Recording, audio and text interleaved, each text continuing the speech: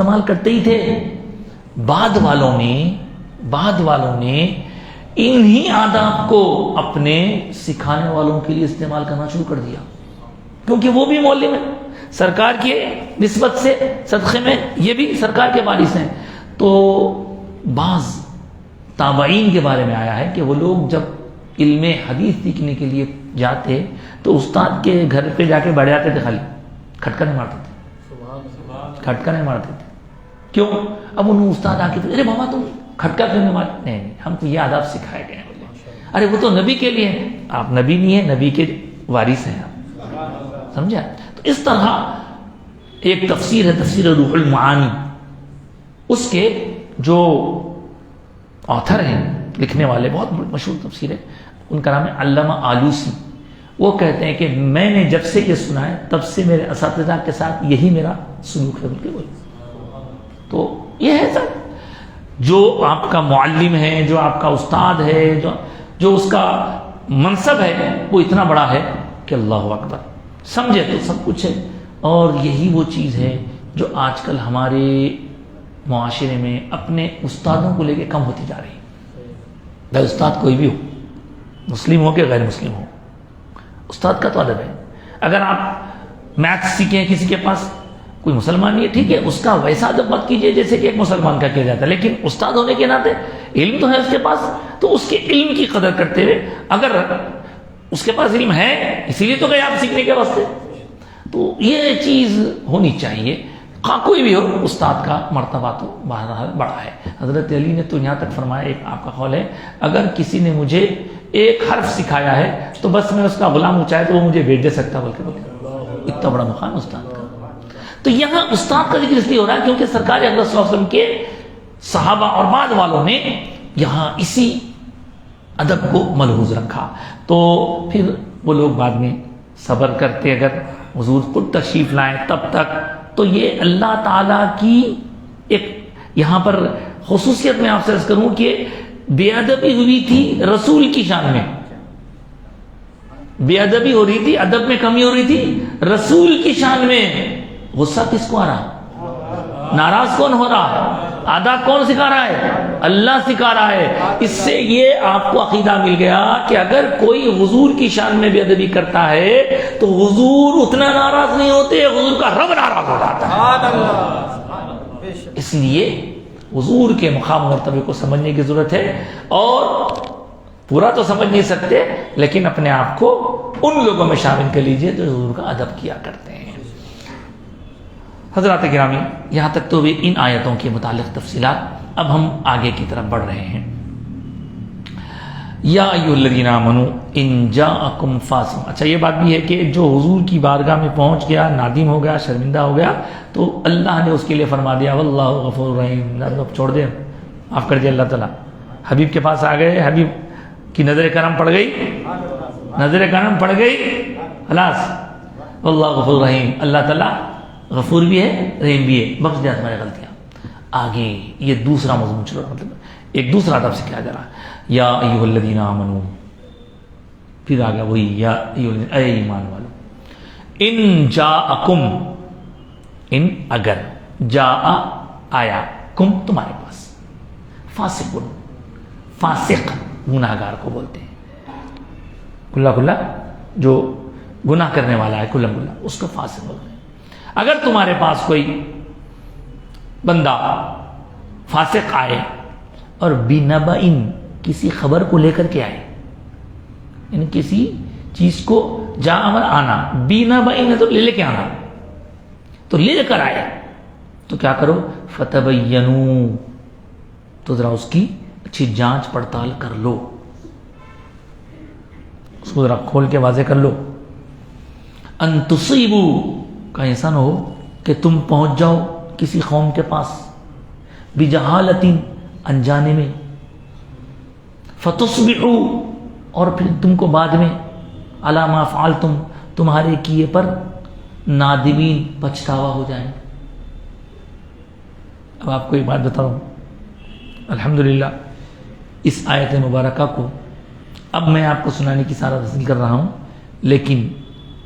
لیکن اس آیت کے تحت بہت کچھ کہا جا سکتا ہے,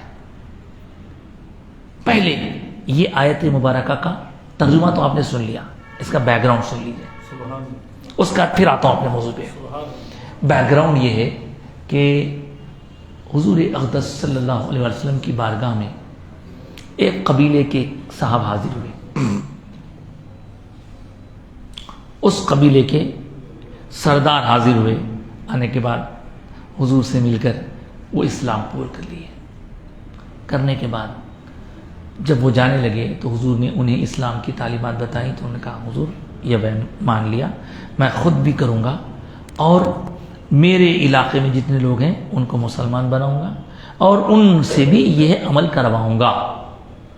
اب ہمارے دین کے بنیادی کاموں میں کیا کیا ہے؟ شہادتین، اللہ رسول کو ماننا، گواہی دینا، نماز، روزہ، حج، بیچ میں زکوٰۃ ہے۔ بہت سے لوگوں سے سب کچھ تو ہوتا ہے، مال نہیں نکلتا، تو حضور نے انہیں جا کر کہا کہ دیکھو سالانہ زکوٰۃ بھی دینا ہے۔ جی حضور میں انشاءاللہ زکوٰۃ آپ کو جو ہے میرے پاس کے لوگوں کی وصول کر کے آپ تک پہنچا دوں گا۔ انہوں چلے گئے۔ ایک وقت آیا، ایک وقت مقررہ پر حضور نے ایک صاحب کو ذمہ داری دی کہ جاؤ، جا کر اس قبیلے کے، اس علاقے کے لوگوں کے پاس کہو کہ میں نے بھیجا ہے اور وہ فلاں صاحب سے ملو اور مل کر کے وہاں سے زکوٰۃ وغیرہ وصول کر کے آؤ، یہ غریبوں میں تقسیم کرنا ہے، سالانہ جو ٹیکس ہوتا تھا۔ یہ موصوف وہاں جا رہے تھے، آدھے راستے جانے کے بعد، اس قبیلے کے قریب جانے کے بعد ان کو یاد آیا کہ میرا ان کا جھگڑا ہے۔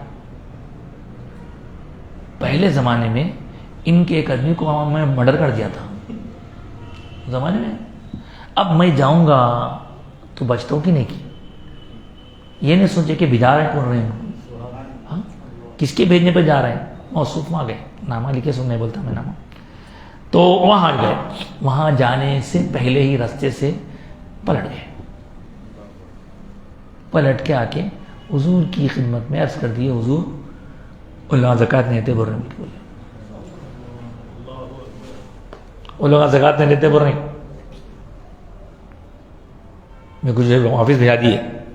ان کا اپنا پرسنل معاملہ تھا، یہ جو معاملہ تھا پوری امت کا معاملہ تھا، قوم کا معاملہ تھا۔ تو حضور کیا کیے؟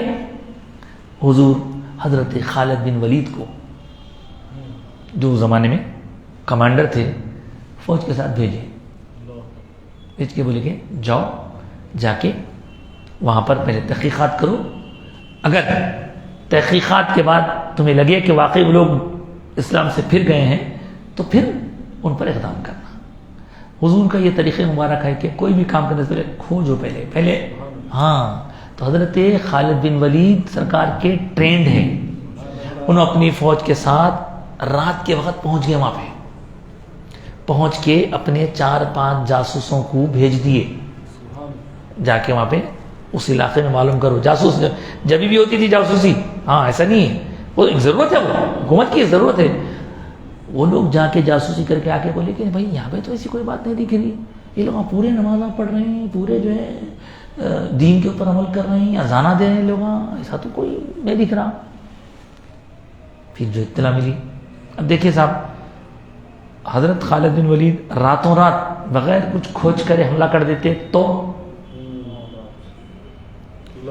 راتوں رات اگر ان پر حملہ کر دیتے تو کیا ہوتا تھا؟ بے خصوص لوگ مارے جاتے تھے نا۔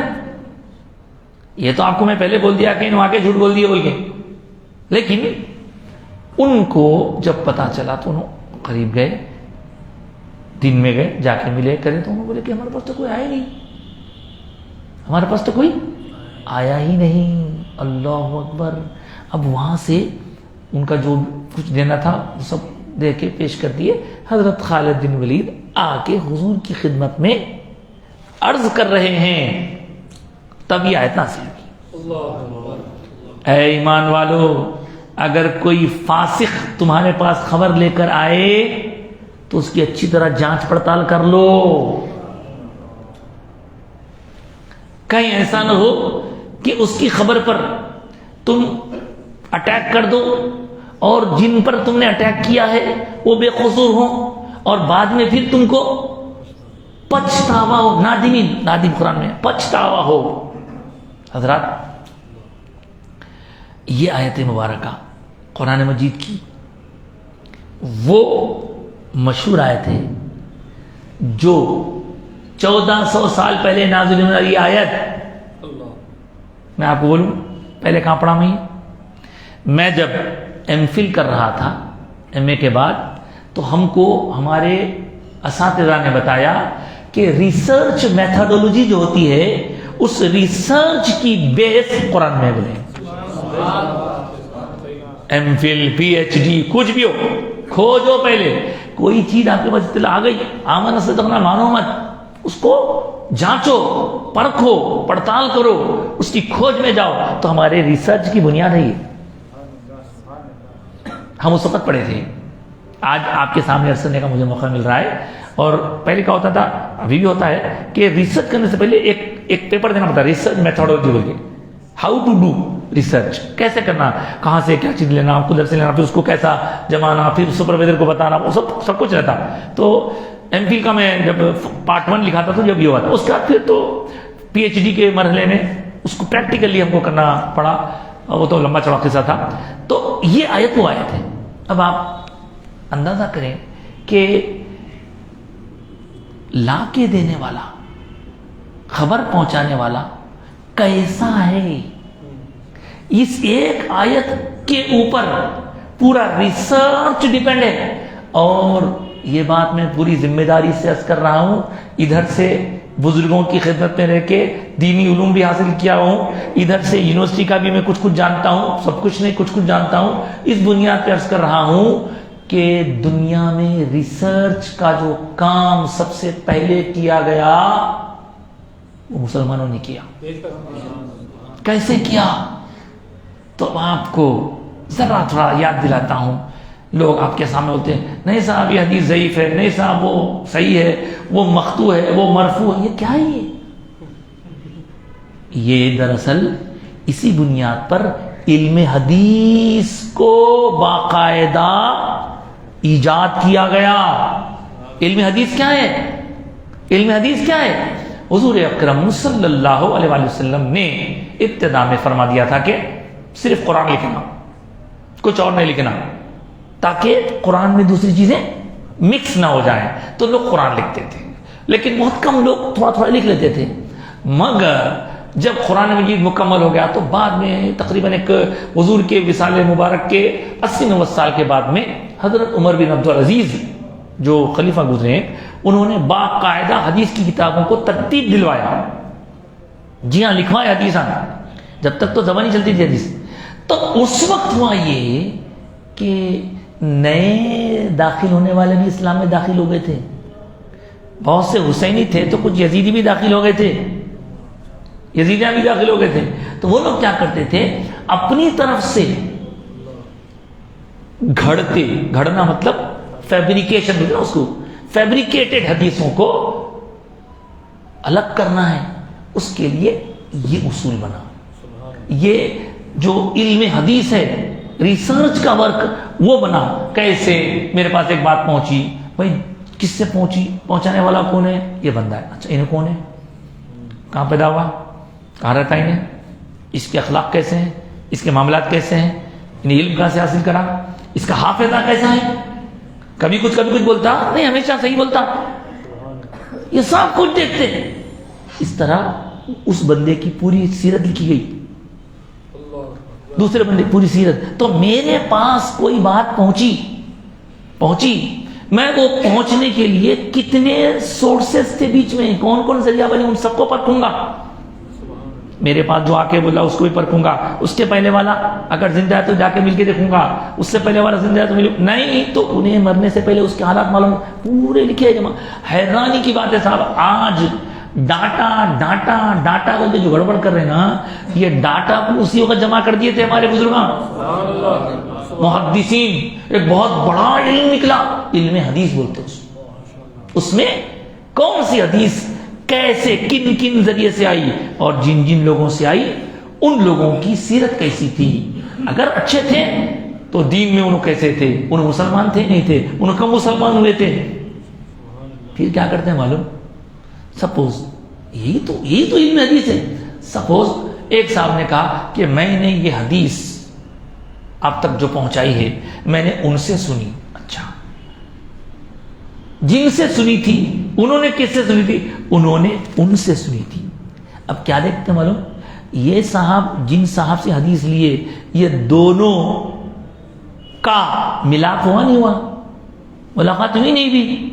کبھی ایسا بھی ہوتا جب تفصیلات جمع کیے, ایسا بھی ہوتا انہوں مر گئے بعد انہوں پیدا ہوئے, ملے ہی نہیں تو چین ٹوٹ گئی وہاں پہ. جب چین ٹوٹ جائے گی تب حدیث کی قسم الگ بن جائے گی وہاں پہ. پھر کبھی ایسا بھی ہوتا ہے کہ دونوں ایک زمانے میں موجود تو تھے لیکن انہوں یہیں رہ گئے, انہوں وہیں رہ گئے, نہ ان سے ان کی ملاقات ہوئی نہ ان سے ان کی ملاقات ہوئی. جب ملاقات نہیں ہوئی تو دونوں حدیث کیسا ٹرانسفر ہوئی؟ غلط, چین ٹوٹ گیا سے. تو سارے ذریعے پورے مضبوط رہنا اور ان پورے لوگوں کا آتھینٹک ہونا ضروری ہے, ان کا قول و فعل درست ہونا. ایک مرتبہ ایک صاحب کے بارے میں ہم اپنے بزرگوں سے سنے, حدیث کی کتابوں میں ہے کہ ایک صاحب کیا کرنے معلوم, حدیث لینے گئے دوسرے صاحب سے. تو وہاں جانے کے بعد وہاں گئے, ان سے ملاقات کرنے سے پہلے پلٹ گئے. میں نے ان سے حدیث نہیں لیتا. بولے کیوں نہیں لیتے حدیث؟ تو کیا وجہ ہے؟ ان کے شاگرد آپ کیا اتنی دور سے سفر کر کے آئے تھے, ان کو حدیث آپ جو ہے نہیں لیتے؟ بول رہے ہیں ان سے نہیں میں ان سے حدیث نہیں لیتا. بولے کیا بات ہے, وجہ کیا ہے؟ نیک ہے, متقی ہے, پرہیزگار ہے. نہیں میں ایک چیز دیکھ لیا ان کی. کیا دیکھ لیا؟ انہوں اپنی گھوڑے کو پاس بلانے کے لیے گھوڑے کو جس برتن میں چنے ڈال کے روزانہ کھلاتے تھے وہ خالی برتن بتا کے بلا رہے ہیں اس کو. سمجھ رہے کچھ آپ؟ تو ایک بندہ ایک جانور کو دھوکہ دے سکتا ہے تو حدیث میں بھی دھوکہ دے سکتا ہے. اس سے حدیث نہیں لیتا میں. بولے انہوں کیا ہے صاحب یہ؟ اتنی زیادہ احتیاط کے بعد حدیثوں کو چھان پٹک کے الگ کیا گیا. اور یہ جو بٹن ہے نا بات, یہ بٹن یہ کھلا رکھنا بہت بری بات. لوگ بٹن جو کھلے رکھتے ہیں, نہیں وہ تو جو کامن ہے وہ یہ کر کے کھول دیا تو غلط بات ہے. تو اس زمانے میں بٹن کے واسطے بھی کئی لوگوں چھوڑ دیے. نہیں میں گیا تھا بٹن کھلا تھا, ان کا بے ادب ہے, ایسے بے ادب سے میں حدیث نہیں لیتا. بولے ایسے بھی واقعات ہیں. یہ اتنا ایک عجیب علم ہے صاحب. یہ علم وجود میں آیا اس حدیث کی روشنی, اس آیت کی روشنی میں. صاحب اب آپ کو میں بتاتا ہوں, اتنی محنت سے قرآن جمع کرنے والے جمع کرے, اتنی محنت سے حدیث جمع کرنے والے کرے, پھر اس میں جو ملاوٹ ہو رہی تھی اس کو الگ کرنے کے لیے چھنیاں بنائیں. یہ چھنیاں, یہ ضعیف حدیث, قوی حدیث, اب اس کے الگ معاملات ہیں. تو ان سب کے بعد, ان سب چیزوں کے بعد آج آپ کی ذمہ داری کیا ہے؟ آپ کے پاس واٹس ایپ, فیس بک, انسٹاگرام, اسنیپ چیٹ, وہ کیا کیا ہے, کیپے کچھ بھی ایک میسج آ جاتا, آپ اس کی کھوج نہیں کرتے, آگے بڑھا دیتے. یہ آیت کس کے لیے ہے؟ آج بھی کہیں بھی کوئی آرٹیکل لکھا جا رہا ہے, کہیں بھی کوئی اسپیچ دے رہا ہے کہ لوگوں پلیز آپ کے پاس آنے والے چیزوں کو فارورڈ کرنے سے پہلے چیک کرو. جب بھی کہا جاتا ہے اس وقت عالم, اسپیکر, اوریٹر اسی آیت کو اپنی گفتگو کا عنوان بنا کے بات کرتا ہوں. یہ آیت ہے وہ. اگر تمہارے پاس کوئی چیز آ رہی ہے, کوئی فاسق لا رہا ہے تو چیک کرو اس کو. میں آپ کو کیا بولوں, اللہ کے فضل سے میرا کچھ کمال نہیں ہے اس کے اندر, اللہ کا فضل ہے, حبیب پاک کا صدقہ ہے, بزرگوں کی عنایت ہے, اماں بوا کا احسان ہے کہ چھوٹے پن میں جب ابھی چھوٹی عمر تھی جب سے قرآن سے جوڑ دیے. میں دیکھوں ایک میسج آیا میرے پاس, میں خود دیکھا, حیران ہو گیا دیکھ کے, پلٹا کے فوراً اس میں لکھا ہوا ہے, کون پڑھ دیا, کہاں سے لکھ دیا, کیا کر دیا, جو جی میں منمانی چل رہی. اس میں لکھا ہوا ہے, اے بندے تو رات میں اٹھ کے میری عبادت کر, اور تو رات میں اٹھا, میں تجھے تیری مانگی ہوئی چیز نہیں دیا تو میں ظالم ہوں. اللہ بول رہا کرتے. اس کے نیچے لکھا ہوا ہے سورۃ الملک. اب میں جب ہی وہ ہاتھ میں رکھ کے پوری سورۃ الملک پڑھ لیا ہوں. کہاں ہے رے, یہ کدھر ہے رے بھائی, کہاں ہے, اللہ ایسا بول رہا کہتے تو رات میں اٹھ کے عبادت کرا، نہیں کرا تو میں تیرے کو نہیں دیا تو میں ظالم. ارے پورا پڑھ لیا میں، پورا اللہ کے بدلے عالم تصور میں پڑھ لیا میں، اس کا یہ مطلب، اس کا یہ مطلب، اس کا پورا سورہ شروع سے آخر تک ملک پڑھ لیا میں. کوئی بھی آیت ایسی نہیں ہے. دھڑلے سے سورہ ملک لکھ دیا میں نیچے. میں پلٹا کے فوری کر رہا ہوں اس کو جہاں سے آتا. کیا ہے بھائی یہ کیا ہے؟ نہیں معلوم صاحب کیا کریں آپ، یہ کیا بھیجا ہے؟ نہیں اچھی چیز دکھی تو بھیجا دیا. کون بولے آپ کو بھیجاؤں؟ بلکہ فرض ہے آپ کے اوپر بھیجانا ہے. نہیں صاحب میرے پاس سے ایک جگہ سے آئی، فون کرو اس کو. کھلواڑ کر رہے تم لوگ، مذاق کر رہے ہیں قرآن کا، قرآن سے مذاق کر رہے ہیں. اللہ اکبر. پھر ان کو فون کرے، وہاں سے انہوں کہاں سے آتا، وہاں فون کرے. اب تو خیر بہت میسیجز کی بہت بھرمار ہے، اس وقت وہ SMS وغیرہ چاہتے تھے. تو میں جب ان کو بولے، اور میرا طریقہ تھا کہیں سے بھی کچھ ہی رہا تو میں چیک کرتا ہوں. آپ لوگوں سے بھی عرض کر رہا ہوں کہ کہیں سے بھی کوئی قرآن بول کے آ رہا ہے تو بھائی اب اتنا تو سہولت ہو گئی کہ آپ اس کو چیک کر سکتے ہیں قرآن ہے یا نہیں ہے. کسی عالم کو بھیجیے، نہیں بھیج سکے تو کم سے کم آپ خود بھی چیک کریے، اتنی صلاحیت پیدا کریے. آپ حدیث بول رہے ہیں تو بزرگوں سے پوچھیے. اس لیے کہ قرآن حدیث سے ہٹ کے کوئی چیز دوسری چیز کو آپ بول دیں، انہوں بولے انہوں بولے چل جاتا. لیکن معاملہ جب قرآن کا ہے، حدیث کا ہے، آنکھ پہ کانٹے آ گئے میرے اس کو دیکھ کے. سورہ ملک لکھا ہوا ہے اور اس کے اوپر ایسی بات لکھی ہوئی ہے، میں ظالم، اللہ ظالم، معاذ اللہ، استغفر اللہ، اللہ کے بارے میں ایسی بات. تو یہ سب کیا ہے معلوم؟ ہر زمانے میں، ہر علاقے میں، ہر گروپ میں ایسے چلر لوگ رہتے ہیں جو کچھ بھی لکھ دیتے، کچھ بھی کر دیتے، نام ڈال دیتے اس کے اوپر. ہاں ہر زمانے میں رہتے لوگ ایسے، الٹ پلٹ کچھ بھی لکھ دیتا. نہیں، خدا کے لیے آپ اپنے مرنے کو یاد کیجیے اور مرنے کے بعد اللہ کے سامنے کھڑے ہونے کو یاد کیجیے. اور یہ جتنے میسیجز وغیرہ آتے ہیں، ٹھیک ہے بھائی فلاں جگہ ایسا ہوا، تحقیق کر کے جانا. یہاں پولیس بول رہی ہے کہ بھائی اگر تم افواہ پھیلائیں گے تو پکڑ لیں. پولیس کا ڈر ہے، اللہ کا ڈر نہیں ہے. اور آپ پر وہ شیئر کرنا فرض بھی نہیں ہے، نہیں ہے فرض، کوئی ضرورت نہیں آپ کو شیئر کرنا. دین کو کھلواڑ بنا دیے صاحب. اللہ اللہ اللہ، استغفر اللہ. بہرحال یہ آیت وہ آیت مبارکہ ہے جس میں ان چیزوں کا خیال رکھنے کا حکم دیا گیا ہے. اس لیے آپ کے پاس کوئی اطلاع ہے، کسی کے بارے میں کچھ بھی کہہ دے تو آپ پہلے اس کی تحقیق کریے. کبھی کبھی کیا ہوتا، کسی بچی کی کوئی شادی کا مرحلہ رہتا، اس کے بارے میں کوئی دشمن کیا کرتا، اس کے خلاف اڑاتا وہاں، حالانکہ ویسے نہیں رہتی بچی ہو. تو ویسے وقت میں آپ بولے ارے ایسا تھا، بولے لوگ اس کو آپ جو ہے دوسری جگہ، تیسری جگہ، 4 جگہ پوچھ کے لیجیے. آپ الگ الگ لوگوں کا اوپینین لیجیے، تب معلوم ہوگا. کیونکہ صاحب کسی کو بدنام کر دینا بہت آسان ہے، لیکن آپ کو معلوم ہے کل جب آپ اللہ کے سامنے کھڑے رہیں گے، وہ بات صحیح رہیں گی تو ٹھیک ہے، غلط رہی تو پکڑ میں آئیں گے نا، پکڑ میں آئیں گے نا. کبھی کبھی اللہ تعالیٰ دنیا میں اس کی سزا دے دیتا، اور کبھی ایسا بھی ہوتا کہ وہاں، اور یہاں کی سزا چھوٹی ہے، یہاں کی سزا چھوٹی ہے، وہاں کی سزا بڑی ہے. یہاں کی سزا وقتی ہے، وہاں کی سزا دائمی ہے، فار ایور، ہمیشہ. بس پڑھتے رہیں گے مار. اللہ کو بچائے. کسی کے بارے میں آپ اگر اچھا بول سکتے تو بولیے، لیکن اچھا نہیں بول سکتے تو پلیز برا مت بولیے. کوشش کیجیے ہم میں سے ہر کوئی اس بات کا خیال رکھے کہ اس بارے میں کوئی برا نہ بولے.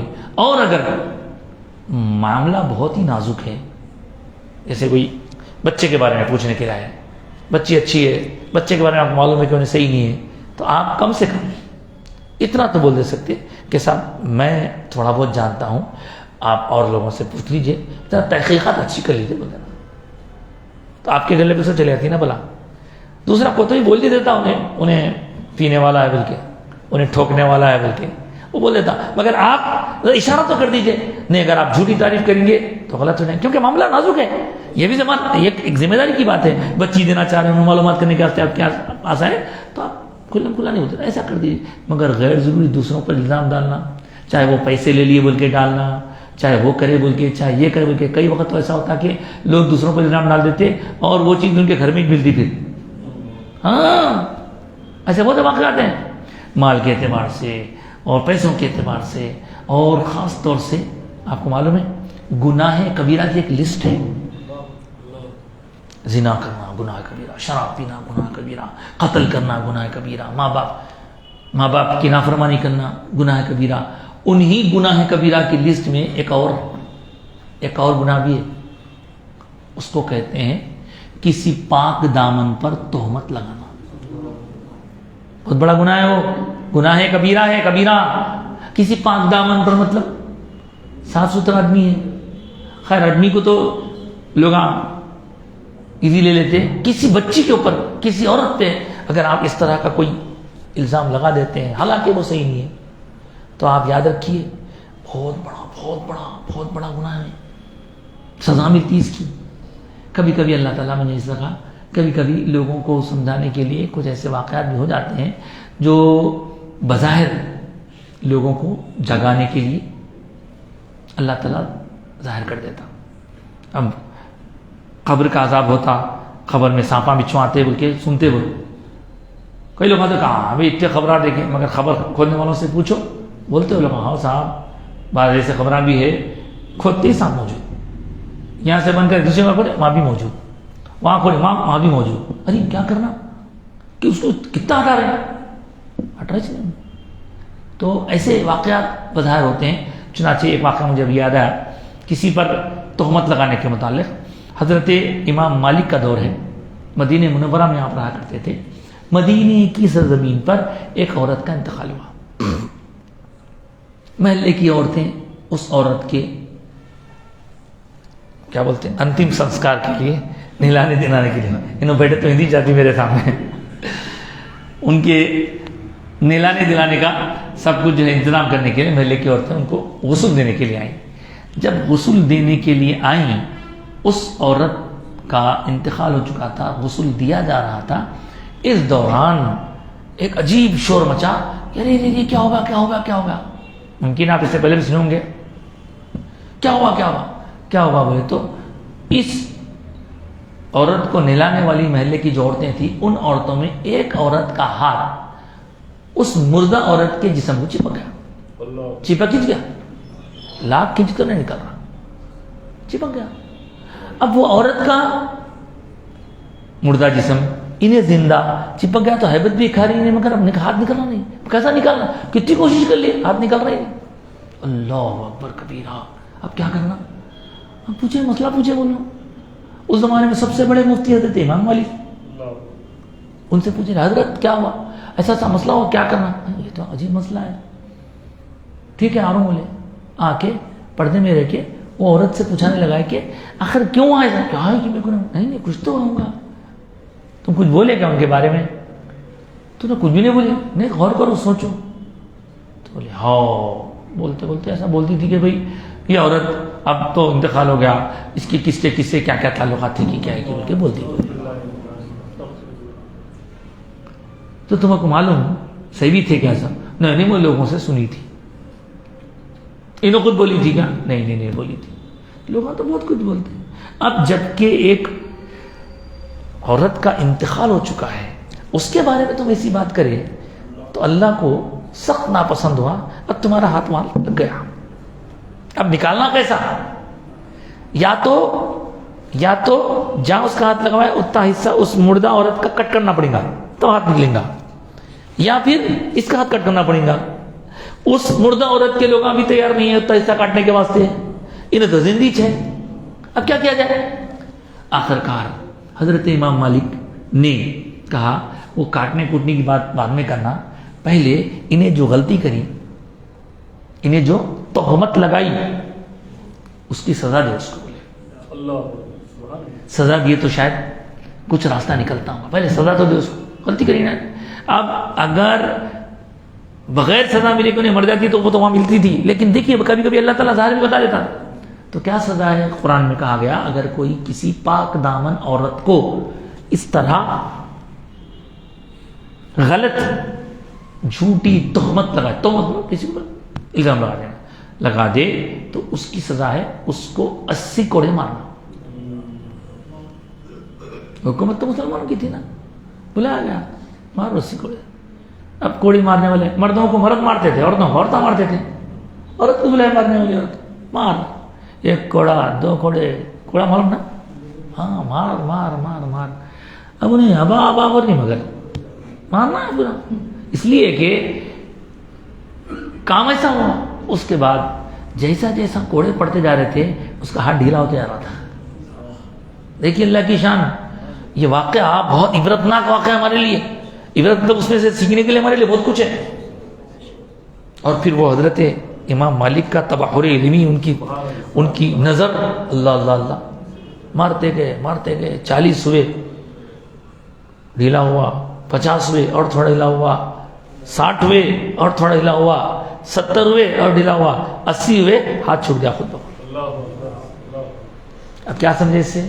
سمجھے یہ کہ اس عورت کے انتقال کے بعد اس پر تہمت لگی تھی, وہ خود اپنی صفائی دینے کے کنڈیشن میں نہیں ہے. اب